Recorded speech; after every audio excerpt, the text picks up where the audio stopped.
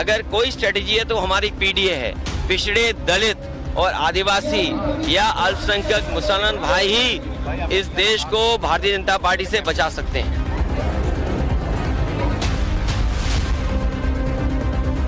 हिंदू धर्म नाम की कोई धर्म है ही नहीं। हिंदू धर्म केवल धोखा है।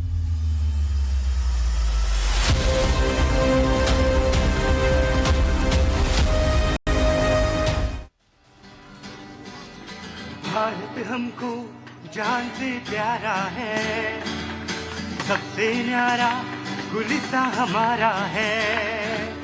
भारत हमको जान से प्यारा है, सबसे न्यारा गुलिस्तां हमारा है।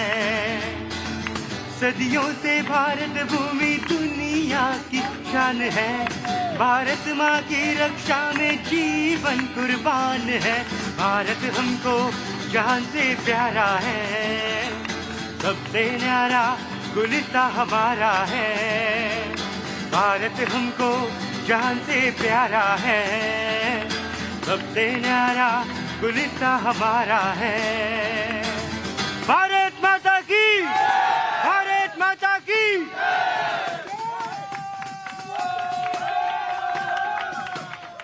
जय श्री राम। अभी से जय श्री राम हो रहा है, अभी 22 तारीख को थोड़ा टाइम है। माहौल पूरे देश में बना हुआ है, जय श्री राम हो रहा है चारों तरफ, क्योंकि 22 जनवरी को प्राण प्रतिष्ठा का कार्यक्रम है। नमस्कार धरती पुत्र, आप देख रहे हैं, आपके साथ मैं हूं विद्यानाथ झा। आज रविवार का दिन है, फिर भी मैं हाजिर हूं। इसके लिए एक बार जोरदार ताली बजा दीजिए। शनिवार हो या रविवार हो, धरती पुत्र रोज आपके पास आ जाता है। रोज आया करूं, ठीक है, रोज आया करेंगे।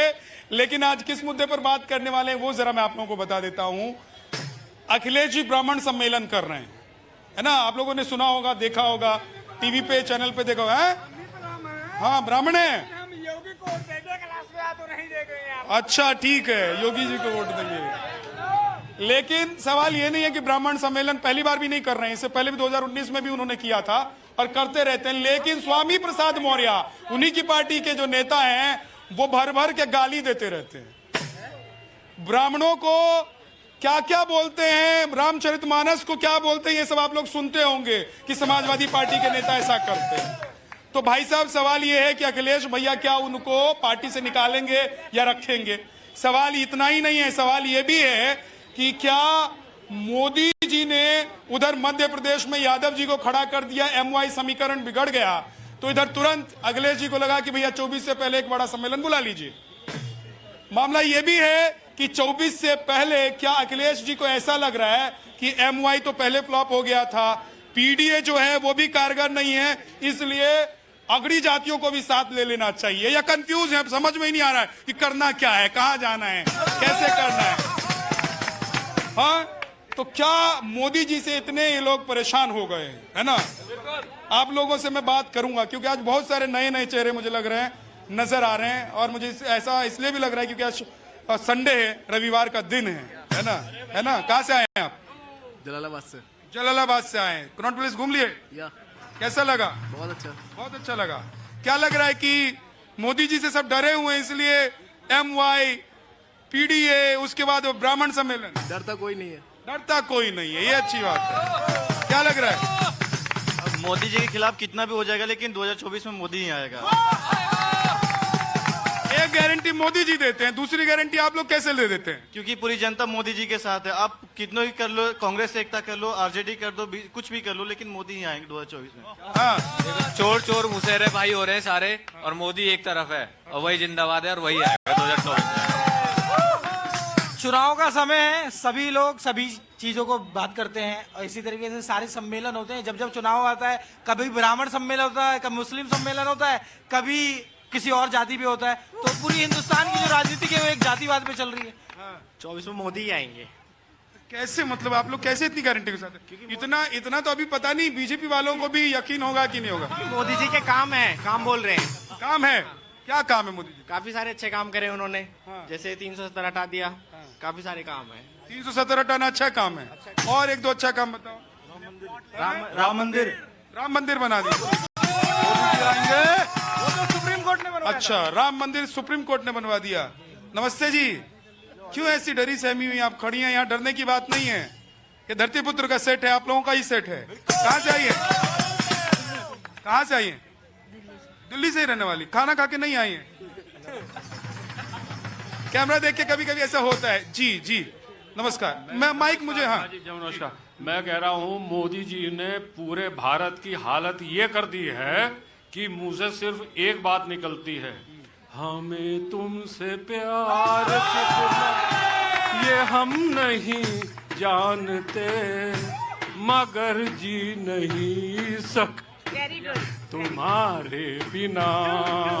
भारतवर्ष के हर प्रतिनिधि की ये हालत हो जाएगी 2024 के इलेक्शन के बाद कि मोदी के बगैर जीना मुश्किल होगा। अभी तो मोदी है तो मुमकिन है, अभी मोदी होगा तो बगैर उसके देखे जीने चैन ही नहीं पड़ेगा। ये गाना मोदी जी के लिए गा रहे थे कि आपके लिए गा रहे थे? मोदी जी के लिए गा रहे थे, हम भी गा रहे थे ना। हमारे घर अब राम जी आ रहे हैं और 2024 में मोदी जी आएंगे। क्या 2024 में मोदी जी आएंगे? हाँ, मोदी जी आएंगे। क्यों आएंगे? अच्छा काम किया है उन्होंने। मोदी जी के लिए इन्होंने गाना गाया। आप लोगों के पास ही कोई गाना है मोदी जी के लिए? Vote for only Modi.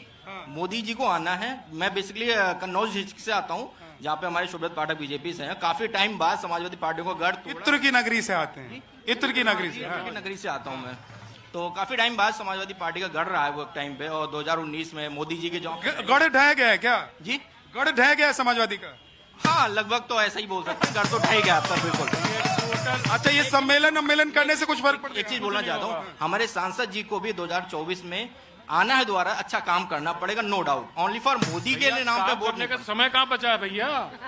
जो करके आए हैं उसके करने वाले करते रहते हैं, करने वालों के लिए बाहर चले जाओ। मैंने क्या बोला था? बदमाशों की एंट्री नहीं है, तुरंत बाहर।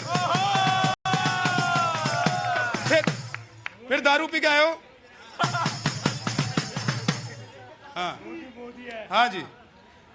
मैं तो यही कहूंगा कि सरकार बीजेपी की बने या कांग्रेस की बने या सारे दल मिलकर बनाए।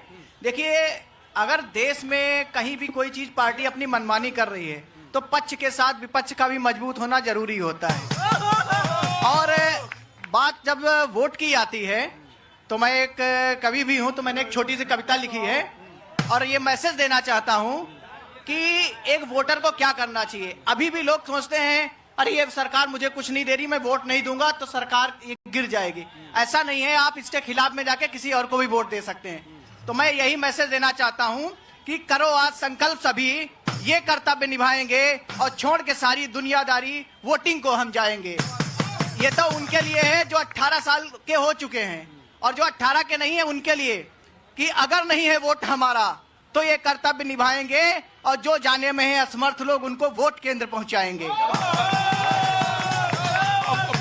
बुजुर्गों के लिए भी कुछ है? हाँ, अभी आगे हमने ये लिखा कि जो जाने में है असमर्थ लोग उनको वोट केंद्र पहुंचाएंगे, और ये मत अधिकार हमारा है, क्योंकि मेरा वोट मेरा अधिकार है। ये मत अधिकार हमारा है। थोड़ा इसमें इंतजार थोड़ा सा कर लीजिए, अभी वक्त है। हाँ, हम ये सब चीज से उठ के बात करते हैं। जितने भी मेरे दोस्त ये सारे बात किया, अंकल जी ने ये बताइए 23% लोग ऐसे हैं देश के जो पढ़ना लिखना नहीं जानते, 60% ऐसे लोग हैं जिसको बेसिक नॉलेज नहीं आता है कंप्यूटर के, 75% ऐसे लोग हैं जिसको ईमेल विटिज अटैचमेंट भेज नहीं पाते हैं। दोस्त बात कर रहे हैं इस चीज के कि ये आएगा ये आएगा। एक बात आप अपनी बात बताइए। रुकिए ना, बात वही तो बता रहे हैं ना, दोस्त को बोलने दीजिए।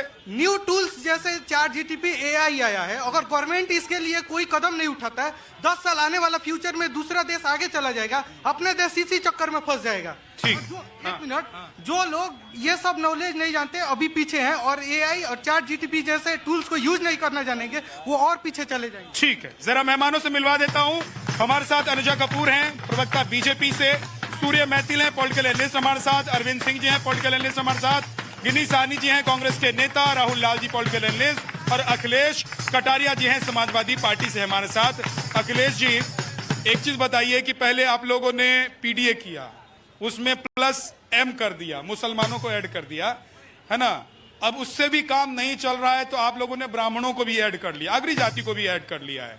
तो आप लोगों को लगता है कि जनता मूर्ख है, या आप लोगों को बार बार जनता को मूर्ख बनाने में मजा आता है? नहीं, ये जब राजनीति है, सभी लोग हैं, सभी जातियों के लोग हैं। समाजवादी पार्टी डॉक्टर राम मनोहर लोहिया के साथ जनेश्वर मिश्रा जी की भी पार्टी है, ब्रजभूषण तिवारी साहब की भी पार्टी है।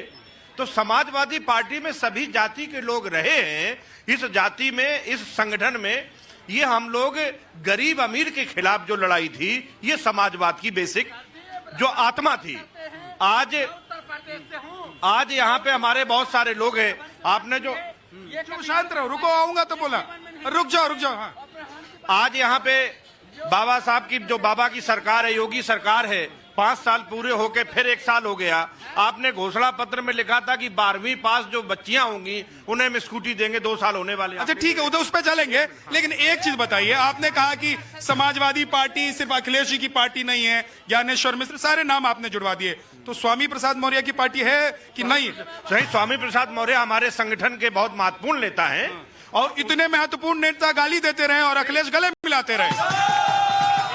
मतलब एक आदमी को छोड़ दो, सर मैं आ रहा हूँ, एक आदमी को छोड़ दो गाली देने के लिए, है ना? इधर से एक लाइन सब गाली देंगे और उधर वाले सब ताली हो जाएंगे। ऐसे चलता है क्या? ऐसे चलता है? गाली देना जरूरी नहीं है। ओम प्रकाश जी को भी लिया है भाजपा ने, उसी तरह गाली देने के लिए उनको भी उन्होंने छोड़ रखा है। हाँ, किसी भी पार्टी को चुनाव धर्म और जाति के आधार पर नहीं, बल्कि जनता के मूलभूत मुद्दों के आधार पर चुनाव लड़ना चाहिए। सही बात। तो इधर तो वो बहुत सारी जातियों को जोड़ के, पहले MY था, वो लगा कि खत्म हो गया। आप लोगों ने एक खेल कर दिया, मोदी जी ने एक खेल कर दिया। उधर मध्य प्रदेश में यादव जी को जो आप लोगों ने मुख्यमंत्री बनाया है, अब लोग सोच रहे होंगे कि ये कहां से नाम आ गया, कैसे आ गया। भाई साहब, अमित शाह जी को समझिए, उन्होंने मध्य प्रदेश में मुख्यमंत्री बनाया, यूपी में खेला कर दिया है। तो ये आप लोग ऐसे खेला करती रहेंगी तो मुझे लगता है कि धीरे धीरे ब्राह्मण के बाद 2-4 और चीजें जोड़नी पड़ेंगी, जातियों को जोड़नी पड़ेगी। हाँ, आप बोलिए। समाजवादी पार्टी जोड़ कर ही तो अपना गुजारा निकाल रही है। आज तक जोड़ती ही तो चली है ये अपने आप को, क्योंकि पूरी तो ये कभी हुई नहीं, तभी तो इंडिया अलायंस के अंदर घूमती नजर आई। तो एक शेर है इनके नाम, नेता विकास का एजेंडा लेकर आते हैं, नेता विकास का एजेंडा लेकर आते हैं और पार्टी के एजेंडे में विकास के लग जाते हैं। तो आपको देखना जरूरी है कि पहले का जो वक्त था, जब अखिलेश यादव जी का वक्त था, तो उस दौरान पर क्या हालत हुआ करती थी वहां पर माफियों का गैंग। आज विकास, आज हम डेवलपमेंट नीति और नियत पर बात करने जा रहे हैं। अगर आज योगी जी वहां पर ना होते तो क्या हमारा जो स्टेट है यूपी का, क्या वो सब दूसरे पायदान पर, इकोनॉमी स्ट्रक्चर पे खड़ा होता? GDP आज 9% पर जाकर खड़ी होती। 6 लाख लोगों को, जो यंगस्टर्स हैं, उनको जॉब मिलती। अरे आज ये बात करते हैं, इलीगल माइनिंग खत्म कराई, इलीगल सैंड माफिया से रिलेटेड उसको खत्म कराया, काउ स्लॉटर मतलब गायों की हत्या, बीफ मार्केट के ऊपर रोक, ये सब चीजों पर आज। लेकिन एक चीज, अनुजा जी मेरे सवाल का जवाब दीजिए ना। ये यादव जी को उधर मुख्यमंत्री बनाकर आप लोगों ने यूपी में क्या खेल किया? उधर मुख्यमंत्री बनते ही उन्होंने चैलेंज कर दिया कि भैया राम मंदिर बनकर तैयार हो गया है, इधर जिस यादव को आना है, जिसको भी आना, आ जाओ मथुरा, सब मथुरा में मंदिर बनाएंगे। देखिए, हम लोग कोई खेला नहीं खेलते हैं, जो डिजर्विंग होता है वो अपने आप आता है। यहाँ पर भी हमने विश्वकर्मा स्कीम लेकर आए हैं यूपी में, और यूपी में विश्वकर्मा स्कीम जिसके अंदर OBC, ठाकुर, जाट और ये आपके बैकवर्ड क्लासेस सब एक साथ खड़े हैं। हमें खेला खेलने की जरूरत नहीं है। ये जो यादव जी वाला जो बात आपने बड़ा गंभीर उठाया है, अब आप सोच के देखिए, इन्होंने 3 राज्यों में 3 कठपुतली मुख्यमंत्री चुन दिए। अब अगर सोच के देखिए कि OBC में और यादव समुदाय में क्या संदेश गया इसका। अगर यादव जी, एक सेकंड सुनिए, इधर यादव जी को आप कठपुतली मुख्यमंत्री बता रहे हैं। सोच लीजिए, सारे यादव इधर से नाराज हो जाएंगे। यादव का आप लोग फ्लो में बोल जाते हैं, समझ में आता है क्या बोल रहे हैं? देखिए, मैं तो कह रहा हूँ ना, ये तो राहुल गांधी का जो उन्होंने बार जो है कि, और अखिलेश वगैरह ने लगातार, इन लोगों ने लंबे समय से उन्होंने उठाया मामला कि OBC जनगणना की स्थिति हो। भले ये लोग चैनलों में तमाम जगह लोग आलोचना करते रहे, इन्हें भी सोशल इंजीनियरिंग के तहत उस फॉर्मूले को अपनाना पड़ गया और बाध्य हो गए उस चीज के लिए। मतलब आप लोग अपना रहे थे ना, कांग्रेस, समाजवादी, इंडी गठबंधन। मैं कह रहा हूँ, फिर आप बात बोलिएगा, देखिए बाद में बात बोलिएगा कि नहीं हम जात पात नहीं, हम जात पात नहीं। जाति का जनगणना करवाएंगे, कहेंगे जात पात नहीं, तो जात पात नहीं तो जाति का जनगणना की। जल्दी से इनसे पूछिए 2017 2 इलेक्शन हम लोगों ने जीते, लोकसभा के 2 इलेक्शन स्टेट असेंबली के, पूछिए ये कहां पर थे? अगर जनता का मूड नहीं है मोदी जी के साथ तो क्या आ नहीं सकते थे? आप बताइए कि इनका ऐसे कौन से कांड सामने नजर आए हैं आज तक कि जिनकी वजह से लोगों का मूड इनकी तरफ नहीं है? योगी बाबा ने कितने गैंगस्टर्स का घर बुलडोजर से उखाड़ा है, कितने बुलडोजर से उखाड़ा है, ये इनको पता है। बुलडोजर ब्रिजभूषण शरण सिंह के घर पर। अच्छा रुक जाओ, ये शोर नहीं, जनता है ही तो जनता से पूछ लेंगे क्या मूड और माहौल मोदी जी के लिए है 24 के लिए? नहीं, बिल्कुल 100% मोदी जी के साथ। मोदी की गारंटी है, मोदी की गारंटी उधर कोई है पीछे? गारंटी है मोदी का। 24 में मोदी जी एकदम 100% आएंगे। मोदी भाई साहब, हम ये कहना चाहते हैं, हार जीत चलती रहती है। जो 22 तारीख को श्री राम मंदिर का उद्घाटन है और माननीय मोदी साहब पूरी देश की जनता को बोले हैं 140 करोड़ लोगों को निमंत्रण दें मीडिया में आकर के, तो हम मोदी साहब के साथ हैं। पूरे देश की जनता राम मंदिर में वहाँ पे उद्घाटन में जाना चाहती है। लेकिन सबको निमंत्रण देने की जरूरत है क्या? और दूसरी बात ये भी तो समझिए कि अयोध्या में, अरे इस अयोध्या में 1 करोड़ लोग चले जाएं तो वह दिक्कत है, 25 लाख लोगों के इंतजाम किया जा रहे हैं। आप सोचिए हमारी जनसंख्या, अरे मैं तो घर बैठे ही प्रभु श्री राम का स्मरण करूंगा, इसमें किसी को निमंत्रण की जरूरत है क्या? ये मोदी जी जो हुकूमत कर रहे हैं, फूट डालो और हुकूमत करो की पॉलिसी है इनके पास, और कुछ नहीं है। इनको कहाँ से आए? जरूरत क्यों पर है? मैं बंगाल से आया हूँ। बंगाल से? हाँ, बंगाल से, जहाँ पे ममता बनर्जी, ये है जैसे मोदी यहाँ पे कर रहा है वैसे ममता बनर्जी भी वहाँ पे वही कर रहा है। सिर्फ ये धर्म के नाम पे ही वोट लेते हैं। क्या करते हैं? क्या करते हैं? मैं जॉब करता हूँ। क्या जॉब करते हैं? MNC कंपनी में काम कर रहा हूँ। नाम क्या है आपका? मोहम्मद मिराज आलम। ठीक, हाँ जी, क्या नाम है? अदिति। अदिति भारद्वाज। क्या करती हैं आप? मैं हाँ, प्रोडक्ट डिजाइनर। Product designer. अरे रुक जाओ यहाँ। हाँ, अम्बेडकर भी है इस दुनिया में। नहीं, एक मिनट रुक जाइए। ये अच्छी बात कर रहे हैं, ये कह रहे हैं हिंदू मुसलमान मिलकर रहेंगे, तो भाई यही तो कह रहे हैं, हिंदू मुसलमान तो मिलकर ही रहेंगे ना। हाँ, देखिए मेरे भाई को पहले तो भारत माता की जय, वंदे मातरम। और एक चौपाई है, भूत पिशाच निकट नहीं आवे, महावीर जब नाम सुनावे। तो भैया भूत और पिशाच कोई दर्द होता है वो खड़े हुए हैं, देख लो आप। और एक और महत्वपूर्ण बात, ये बोल रहे थे मेरे घमंडिया कि भैया हमने ये किया, हमने वो किया। अरे वो तब कहाँ चला गया था जातिगत आपका सोशल इंजीनियरिंग, जब राम जन्मभूमि के अंदर आपने कत्लेआम किया था राम भक्तों का। तब ब्राह्मण नहीं दिखाता, तब क्षत्रिय नहीं दिखाता, तब यादव नहीं दिखाता। अरे भैया अब नोटों की जमीन लगी हिलने तो जातिगत जनगणना होने लगेगा। ये है असलियत आप लोगों की। ठीक है। क्या अखिलेश जी को इसीलिए अगड़ी जाति के लोग याद आ रहे हैं क्योंकि उनको लग रहा है कि बाकी जो समीकरण उन्होंने मिलाया था वो दुरुस्त नहीं है, उसमें जोड़ने की जरूरत है और पुराना वाला मामला नहीं चलने वाला। देखिए, सबसे बड़ी बात यह है कि हमारा देश सभी जातियों धर्म से मिलकर बनता है। ये मुद्दे ही क्यों उठता है कि वो हिंदुओं को जोड़े या मुसलमान को जोड़े? कभी आप कहते हो वो मुसलमानों को जोड़ते रहे, कभी वो कहते हैं वो हिंदुओं को जोड़ते हैं। तो आज की डेट में अगर वो भारत को जोड़ रहे हैं तो इसमें दर्द किस बात का? मीडिया को किस बात का दर्द? आज पूरा भारत इकट्ठा कर रहे हैं अगर अखिलेश जी, तो किसी को दर्द नहीं होना चाहिए। आज ये देश मिलके चलेगा। अभी मैंने भाई को देखा, आपने नाम पूछा मोहम्मद, तो ये भाई साहब को बराबर चूल मच गई और बराबर उसको घेरने को हो गए। अरे आप लोग मुसलमान को घेरोगे, आप लोग आम जनता से बहस करोगे। आप किस चीज के प्रवक्ता हो जब आप आम जनता से बहस कर रहे हो? हमारे को यहाँ पे गालियां देते हैं, हम तब बहस नहीं करते। तुम्हें मुद्दा मिल गया मुसलमानों का, तुम्हें मुद्दा मिल गया कत्लेआम को बोलने का। अरे ये कत्लेआम शब्द पे बैन लगना चाहिए। ये किस चीज का कत्लेआम बोलते हैं? ये पूरे देश में नरसंहार चाहते हैं क्या? ये सोचना पड़ेगा। 84 में जो कत्लेआम हुआ उस कत्लेआम को कत्लेआम नहीं बोलते। आप हवा दोगे, आप अब मैं कह रहा हूँ जब जो सिखों के साथ हुआ ये कांग्रेस, आपने कांग्रेस वाले सिख होते हुए आप मोहम्मद का नाम खड़े हो सकते हैं? आपका दीन ईमान कहाँ है?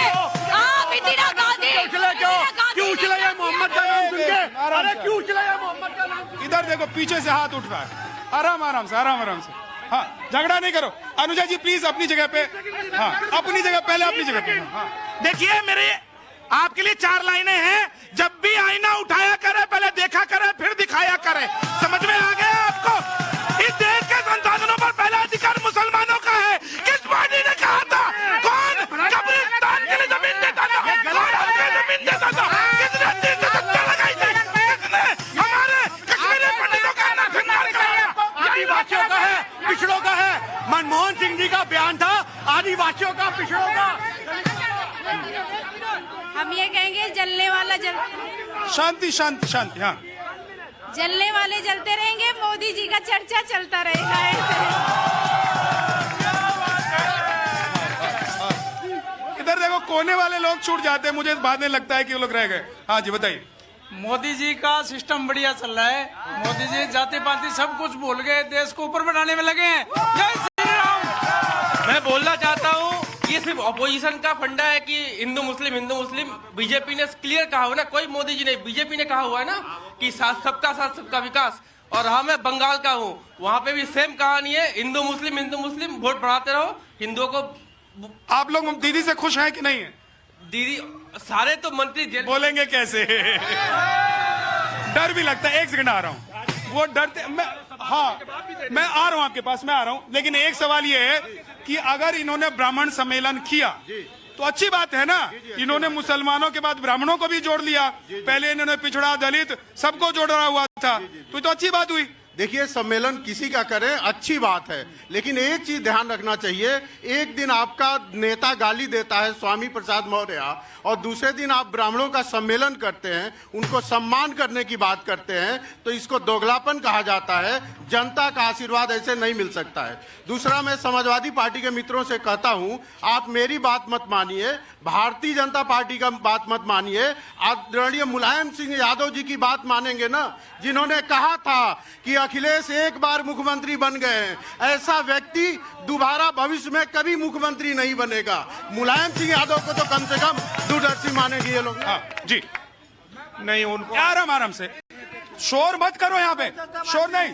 हाँ, अभी तुम अयोध्या वासी हो गए। आपका जो अभी चर्चा यहाँ चल रही है सारी, कहने और सहने की मर्यादा किसी भी लोकतांत्रिक संगठन में होनी चाहिए। स्वामी प्रसाद मौर्य जी अगर किसी बात से असहमत है तो हम समाजवादी लोग हैं, हम असहमति को भी स्वीकार करते हैं। एक बात, लेकिन वो गाली देंगे ब्राह्मणों को, रामचरितमानस को उल्टा सीधा कहेंगे, उसको भी बर्दाश्त करेंगे। उनकी गाली ब्राह्मणों को उन्होंने कब दी ऐसा नहीं है। रामचरितमानस में कुछ ऐसी लाइनें लिखी हैं जिससे दलित पिछड़ों का अपमान होता है, उसको उन्होंने उठाने की बात कही है। नहीं, उन्होंने ब्राह्मणों के खिलाफ नहीं कहा। अब आप जब अगर कोई भी धर्म या कोई भी संस्था किसी भी व्यक्ति विशेष के बारे में गलत कहती है तो ये संवैधानिक देश है, किसी पुराण और ग्रंथ पे नहीं संविधान पे गिरना चलता है। हम संविधान को मानने वाले लोग हैं। मतलब आपके यहाँ से गालियां आती रहे। एक सेकंड रुके, एक सेकंड मैडम जी। हाँ, आराम से। क्या ऐसा है, इन्होंने अभी कहा कि रामायण में लिखा हुआ है फारवर्ड और छोट बिरादरी को लेकर, क्या ये पढ़े हैं रामायण? इनसे पूछिए। नहीं पढ़ा है रामायण। समाजवादी पार्टी कभी पढ़ी नहीं है रामायण। बताओ, पाप दे रहे हैं, एक मिनट सुनिए। जिस समय मुलायम सिंह यादव के मुख्यमंत्री थे उस समय में हिंदू मुस्लिम का कत्लेआम कराया गया। लाखों आदमी कत्ल हुए, खुलेआम। ठीक, एक सेकंड, एक करके। मैं सिर्फ इतना कहना चाहती हूँ, समाजवादी पार्टी सिर्फ और सिर्फ अपने लिए, अपने परिवार के लिए बात करेगी। ये मुसलमानों के वक्त में भी मुसलमानों की भी नहीं थी। तो आपको मैं ये बात बता दूं, ये आज मुसलमानों की भी बात करते हैं, तो मोदी ने कभी भी मुसलमान, ब्राह्मण, योद्धा, ब्राह्मण किसी जगहों पर दलितों पे बात नहीं करी। उन्होंने सबको एक साथ नेशनलिस्ट पार्टी बताते हुए कैडर बेस्ड पार्टी, बूथ